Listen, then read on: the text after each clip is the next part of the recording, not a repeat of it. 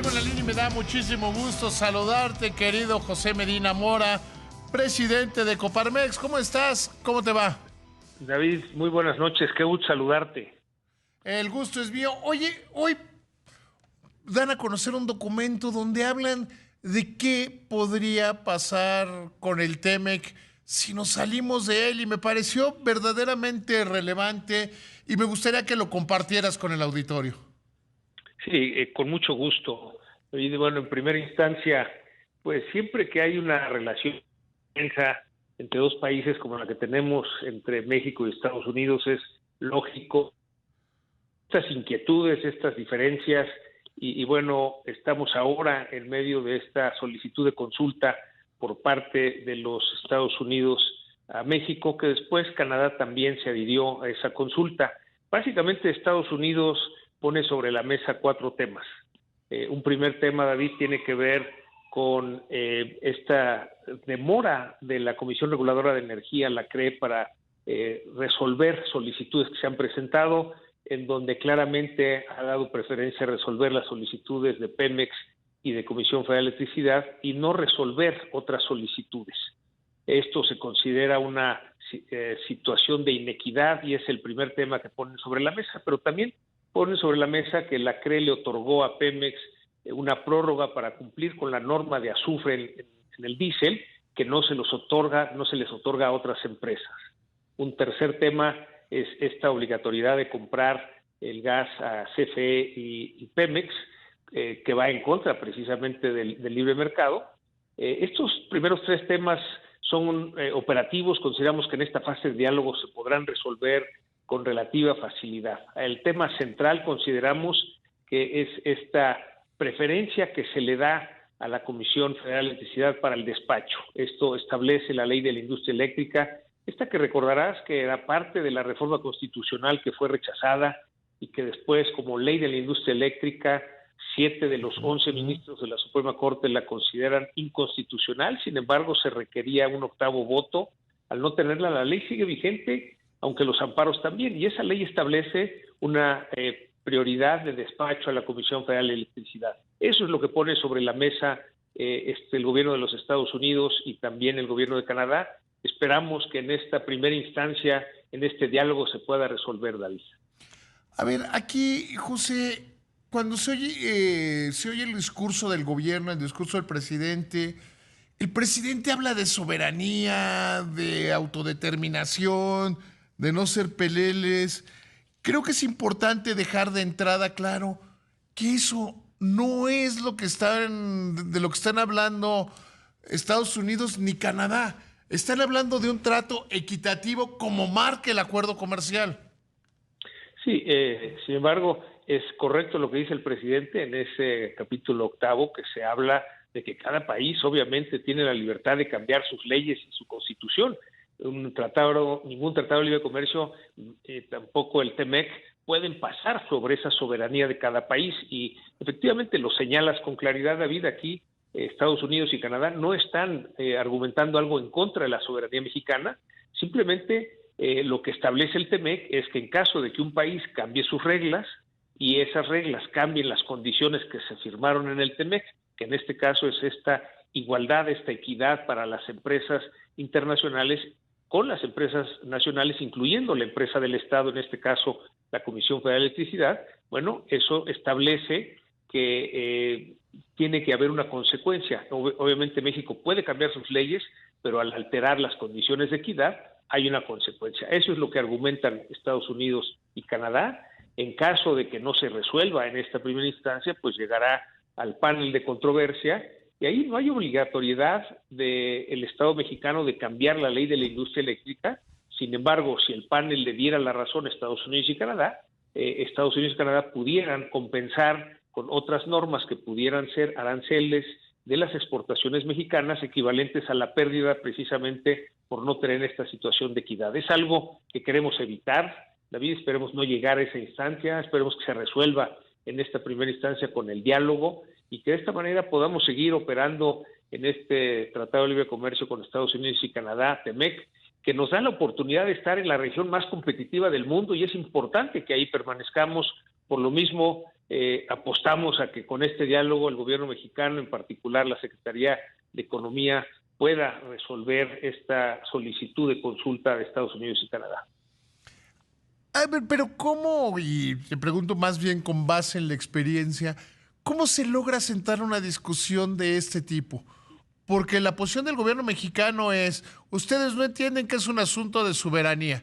Y los otros dos, Estados Unidos y Canadá, dicen, no, esto no es un asunto, no estamos discutiendo de sus decisiones soberanas, sino estamos teniendo de la equidad o de la igualdad con la cual pueden realizarse las operaciones comerciales. Sí, lo que te podría decir, David, es que pues en toda negociación cada parte muestra su fuerza. Sí nos llamó la atención que después de la visita del presidente López Obrador al presidente Biden y después de la reunión que tuvo el presidente López Obrador con los directores generales de las grandes empresas de Estados Unidos y de México, el CEO Dialogue, en donde pues sí, Ajá. le reclamaron que hubiera esas condiciones parejas, que no tuvieran que negociar cada empresa por separado, acompañadas del embajador Salazar con el presidente de la República sus inversiones. Bueno, la respuesta del gobierno mexicano pues es también mostrar fuerza, ¿no? Esto no quiere decir que a la hora de sentarse a dialogar pues no se llegue a un acuerdo. Lo que pensamos, David, es que sí hay las condiciones para que en ese diálogo se resuelvan estos temas y podamos seguir adelante sin tener que llegar al panel, en donde pues primero se llevaría tiempo. Estaríamos hablando que por ahí de mayo del 2023 tendríamos la resolución de ese panel de controversia, y en todo caso, si no se llegara a un arreglo, estos aranceles contra las exportaciones mexicanas. Pero son temas realmente de dos posturas de negociación. Es una respuesta a esta solicitud de consulta inmediatamente después de las visitas, cuando había este diálogo, después de múltiples visitas de funcionarios del gobierno de Estados Unidos. Yo te diría una situación normal en un proceso de negociación. Ahora, pongámonos en el peor de los mundos. ¿Qué le pasaría a México si recorre esta ruta, desde mi punto de vista totalmente equivocada, de decir vamos a terminar con el Tratado de Libre Comercio? Sí, no vemos que ese sea un escenario posible.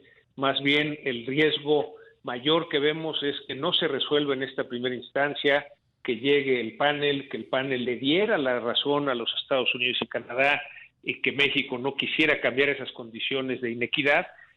Lo que correspondería es que Estados Unidos y Canadá pudieran imponer sanciones al comercio mexicano equivalentes a la pérdida precisamente por perder esta condición de equidad. Ahí lo que nos costaría es que si ponen aranceles a las exportaciones mexicanas, sí nos pegaría en el desarrollo económico, en el crecimiento económico del país. Las exportaciones mexicanas han sido el motor que ha sacado adelante al país en las últimas décadas, sobre todo a partir del Telecán hace 30 años y ahora seguido en estos 2 años con el Temec. Por lo tanto, sí es importante el no llegar a esa diferencia en el panel, en caso de que se llegara al panel, por la afectación a las exportaciones mexicanas, que esto, al ponerles aranceles, pudiéramos perder competitividad y entonces Estados Unidos dejaría de comprar algunos productos mexicanos precisamente por esas sanciones. Oye, a no ser que tengas algo más que decirme de este tema, ¿me permites cambiarte rápidamente el tema? Sí, con mucho gusto, David. Querido José, ¿cuál es la opinión de Coparmex sobre el PASIC? Porque yo sigo diciendo que más o menos está funcionando y que el riesgo de caer en la tentación autoritaria, en la tentación populista es muy alto y no sé, ¿cómo lo ves tú?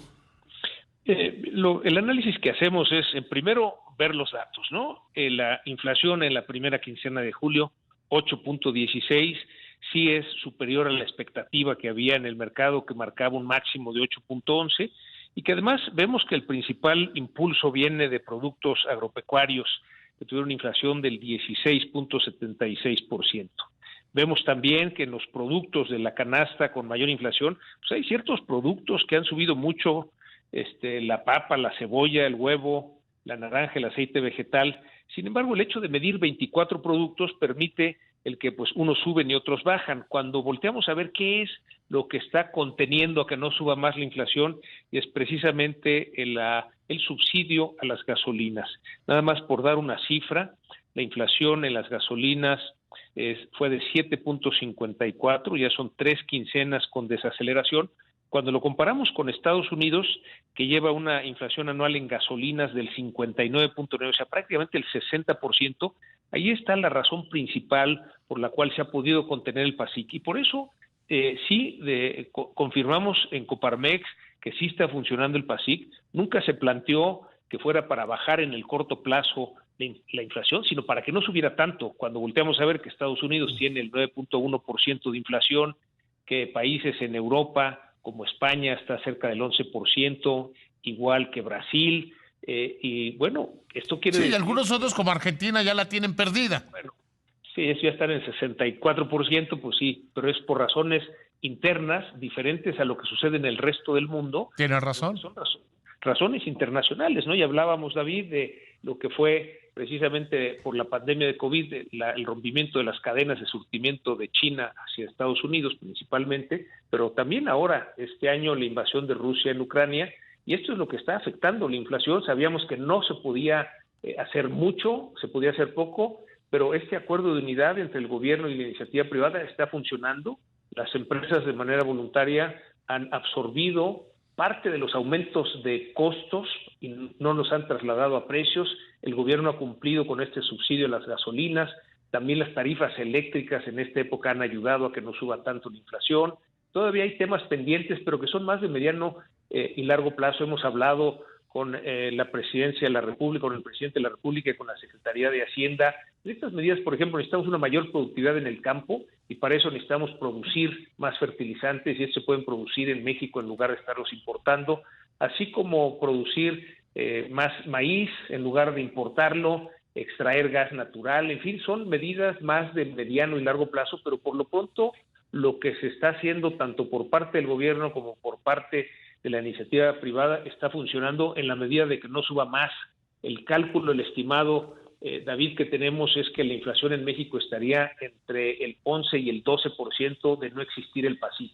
Y con eso nos basamos a decir si está funcionando.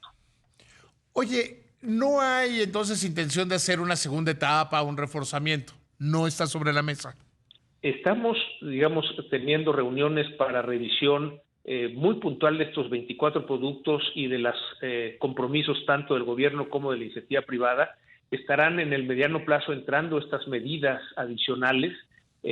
Nos propusimos tener este PASIC, este acuerdo de unidad, gobierno, iniciativa privada, 6 meses, pero desde luego estamos abiertos a ir viendo de qué otras maneras podemos ayudar a contener la inflación. Sabremos que el resto del año habrá inflación alta, todavía el 2023 seguiremos con inflaciones altas.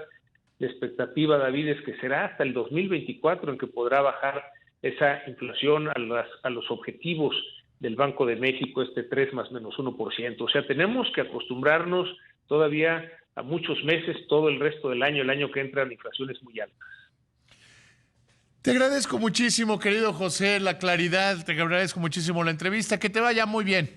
Igualmente, David, muy buenas noches, un fuerte abrazo. Otro para ti, que te vaya